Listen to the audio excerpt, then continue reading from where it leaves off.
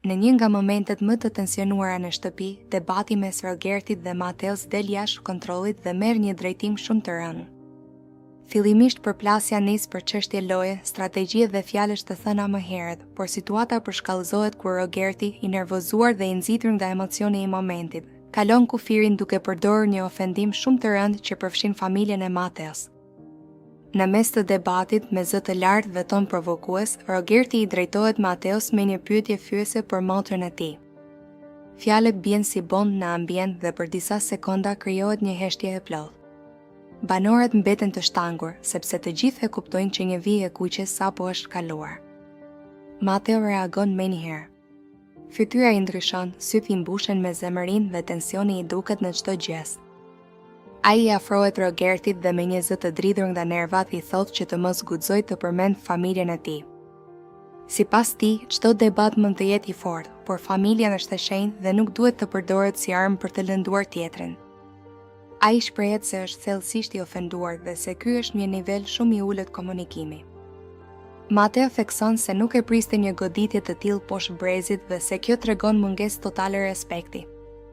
Ai shton se nëse Rogerti ka diçka për t'i thënë, le t'ia thotë atij drejt për drejt, por jo të përfshi persona që nuk janë pjesë e lojës. Rogerti fillimisht përpiqet ta relativizojë situatën duke thënë se ishte një reagim impulsiv dhe se ishte i provokuar. Por kjo nuk e qetëson as pak Mateon.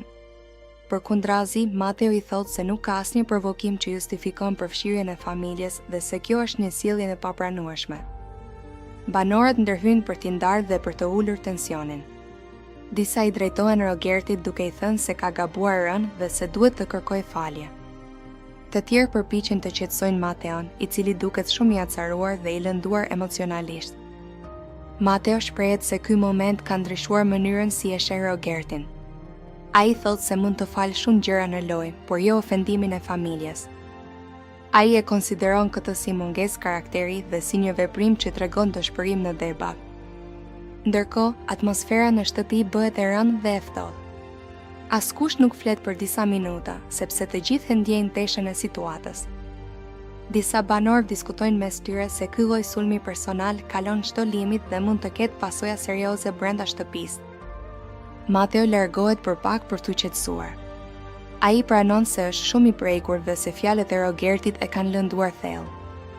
Ai thotë se ndjen zemërim, por edhe zhgënjim, sepse nuk e priste që një debat të merrte një drejtim kaq të ulët. Rogerti, pas disa minutash, duket se fillon të kuptojë peshën e fjalëve të tij. Ai mbetet në heshtje dhe disa herë tenton të flasë, por tensioni i situatës e bën të vështirë komunikimin. Disa banorë i sugjerojnë që të reflektojë dhe të marrë përgjegjësi për atë që tha. Ky incident lë një shenjë të fortë në marrëdhënien mes tyre dhe në dinamikën e shtëpisë. Të gjithë e kuptojnë se debati ka kaluar kufijtë e lojës.